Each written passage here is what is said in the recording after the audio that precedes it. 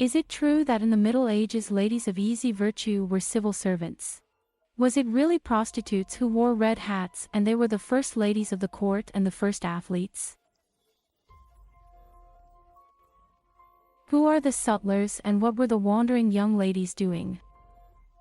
The heroine's name is Margot and she lives in Paris in the second half of the 15th century. She wakes up in a small room on a simple cot under an old mattress filled with straw.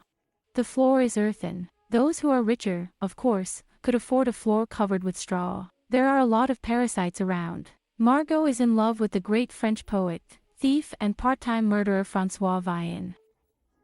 She is a dressmaker, but since there is not enough, they both live by the fact that she earns money as a prostitute. In the Middle Ages, prostitutes often combined the work of a lace maker, a weaver, a glover with body trading. It happened that shopkeepers, workshops, and widows of artisans also went to this side job. In general, when for a woman her usual profession did not bring money, she could become a prostitute for a while. Margot's husband informs her that a new client has already arrived. He runs to the tavern on the corner and brings everything that customers order, while our heroine is forced to entertain the client. The poet husband will tell about this in verse. The sanctimonious Middle Ages, in fact, the time of the real heyday of brothels. Any self-respecting medieval city kept a brothel or a house of tolerance, or a women's house, or a nice one. According to French historians, at that time in Paris there were about 5,000 to 6,000 ladies of easy virtue for 200,000 people. And here is how the French historian Jacques de Vitry describes Paris at the end of the 12th century. Prostitutes were everywhere, on the streets of the city and in its surroundings. They lured church servants into the brothel, and if the latter refused, they shouted after them. Sodomite. Both school professors and women selling their bodies could live in the same house. Quarrels between the latter and their lovers were interrupted at times by scientific disputes and arguments of men of science. At this time prostitutes, these are civil servants. Either the city magistrate, or the church, or the executioners and jailers were in charge of this very significant income item. Moths enjoyed special care from the authorities. The brothels belonged to the state, and the state strictly ensured that they did not try to serve customers for free. In medieval Europe, of course, sex was practically forbidden. The church did not approve of it even in a legal marriage. But prostitution was treated ambivalently. On the one hand, of course, they condemned, and on the other, on the contrary, they supported. In 1358, the Great Council of Venice even declared that prostitution was simply necessary for the world. Blessed Augustine himself formulated the official church position: eliminate the harlots, and the city will be in turmoil. The thing is that in order to get married at that time it was necessary to pass the property qualification. The one who had a certain fortune, had his own home, and could provide for his family himself had the right to marry. Well, what to do with the numerous apprentices? So they had to run to prostitutes all their lives. Ain. She dresses up before meeting with a client. Loose curls were strictly forbidden to prostitutes, because it was a symbol of virginity, and fallen women had to cover their heads with a cape. There had to be an element in their clothes that distinguished their attire from the attire of honest women and also expressed contempt for them from society. As a rule, it was one bright element of clothing, often yellow, which has long been considered the color of debauchery, for example, a yellow cloak, scarf or edging. But not always. The Little Red Riding Hood, so familiar to us from the fairy tale, was a distinctive sign of a prostitute in Bern and Zurich. So much for Little Red Riding Hood and the Grey Wolf. Can you imagine a royal medieval court? High-born ladies and well-mannered gentlemen. No, and there are still the same moths. Hundreds of prostitutes were kept at the expense of the royal treasury at the courts of medieval kings. Initially, in the Middle Ages, 500 to 600 close men and only a few ladies who served the queen served at the court. Courtiers could bring their wives to celebrations, balls and tournaments on rare occasions. While the sexual needs of the monarch and numerous courtiers were satisfied by the girls of joy. A huge number of prostitutes, who were recruited from nearby villages. Ladies-in-waiting will replace the ladies of easy virtue only at the very end of the 15th century. The wife of King Charles VIII, the 14-year-old Duchess Anne of Brittany, creates a department of good manners at the court and personally selects a retinue. 9 married ladies and 40 ladies-in-waiting from noble families. From now on, the girls entertained the court men only within the limits allowed. Conversations, games, singing and reading aloud.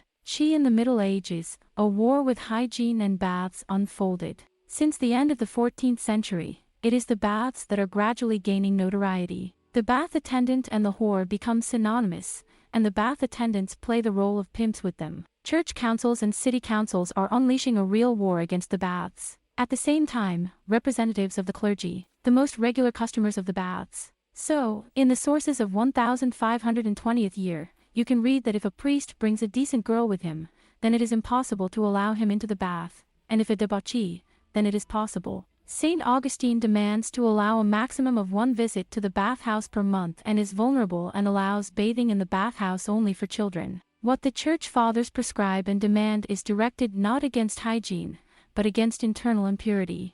But some priests take such a call quite literally and in principle refuse to wash. Thus, Archbishop Bruno of Cologne and Bishop Reinhard von Luttich fundamentally do not sit in a bathtub. When the Hungarian princess and Catholic Saint Elizabeth of Thuringia, according to legends, after much persuasion, decided to wash up, she soaked her foot in water and that was the end of the bathing. It was the same with the Empress Agnes. She avoided warm baths in every possible way so that the shadows would ignite carnal desires. So it turns out that one of the most important purists of the Middle Ages were prostitutes. Moonlighting, like our Margona body trade, the authorities did not complain, they fought with them, albeit unsuccessfully. The easiest thing at that time was to go to an official municipal brothel, tavern or barber shop. Brothels were usually built near or behind the city gates. Usually inside a brothel there were a lot of 16 bedrooms, a bath and a common room. All the women's houses, of course, were closed in the morning, when all the people were working. This was strictly monitored. They did not work on church holidays and on Sunday. Prostitutes, beggars, uncut monks and all sorts of vagabonds lived in special quarters, which were called the Courts of Miracles. It was there, near the wells, that the professionals were looking for clients. However, the Courts of Miracles were considered dangerous places. Outsiders who wandered into these neighborhoods were painted with death. Even the guards did not dare to enter there. The girls were called free or secret, and you had to be careful with them. They could easily rob and kill. In general, prostitutes in the Middle Ages went about their business quite openly. They had their own red light districts, their own dress code, and even trade unions were created. Girls, in which case they often complained to the magistrate. It was more expensive to beat prostitutes then. It was a matter of jurisdiction and quarrels were cruel, like damage to state property. But such a service was inexpensive. So in the middle of the 15th century, a French road whore had no right to take more than 1 metic if she does it outside the city walls. As many as 4 prostitutes, according to the Chronicle of the Dean of St. Thibaut in 1420, cost as much as 1 egg. At the same time, there were strict rules in the brothels. The priestess of love did not take underage virgins and girls from the same area as the clients. Catholics were strictly forbidden to serve Muslims and Jews. Since the 14th century, almost everywhere it was forbidden to visit a brothel during Lent and other important religious holidays. You will be very surprised, but it was the moths who were the first athletes in the Middle Ages. They were the ones who participated in the sports part of various festivals. We jumped, made a wheel, ran. No honest woman could repeat all this. But some holidays prostitutes performed all these exercises naked, and when the events ended, the athletes received their honestly won prizes. In Vienna, they participated in events related to the annual horse races, and on Midsummer Day they formed a kind of dance group and led round dances around the campfire. The mayor and the city council treated them to delicacies. Even at weddings, the performance of prostitutes was quite common. They were invited to congratulate the young. We are all used to the image of a knight-errant, but the Middle Ages also left us wandering young ladies. They could be seen at the courts and wherever there are any celebrations of weddings, coronations, imperial seven, tournament, fair. In general, wherever it was possible to expect high demand for their services. So, more than 800 prostitutes came to the Frankfurt Same 1394, but the largest number gathered at the church cathedral of the beginning of the 15th century in Constance. Ulrich Rickenthal writes about 700 secret women, others believe that there were 1,500 of them. According to the information that has come to us, the earnings of one public woman from Vienna during this council reached 800 gold guilders. A fortune in those days. The poet Oswald von Falkenstein and the retinue of Emperor Sigismund note that many women, seduced by such high incomes, eventually turned into affectionate young ladies. However, although this profession was connected with travel, it was dangerous. Many wandering prostitutes ended up, alas, on the gallows. They stood at the lowest level of the social hierarchy, were associated with the criminal world and faced the contempt of society and insults, while urban public women were often quite sympathetic. Wandering young ladies were another category of prostitutes, marching women or sutlers. They followed the army everywhere. The rulers and generals of that time and subsequent centuries not only allowed prostitution in their army, but also considered the women's wagon train as a kind of harem, providing the best women for the highest ranks and retinue. Often up to 2,000 corrupt women ride in the army wagon train. The princes of their military field spouses gave money and gifts, some of them dressed more expensive than their legitimate spouses. As the army advanced, the proportion of ladies giving joy grew and grew. When there were too many of them, the military leaders had to take drastic measures. So, in 1342, the Italian condottiere Werner von Urslingen found himself in a very difficult situation. For 3,500 soldiers in his army there were 1,000 moths, boys, and all sorts of scammers. To keep all this bunch of people at bay, they put a chief over them, as they called him, a sergeant major over whores. Ladies with reduced social responsibility have other responsibilities besides their main profession. They washed, cooked, traded and cared for the wounded, as well as built fortifications. Women suffered all the hardships together with the army. Like the men, they moved by forced march, loaded with blankets, raincoats, rags, pots, boilers, frying pans, brooms, uniforms and all sorts of other belongings. They walked for kilometers through dust and dirt, some even barefoot. It is interesting that there were among these camp wives and girls of an adventurous warehouse from the best houses.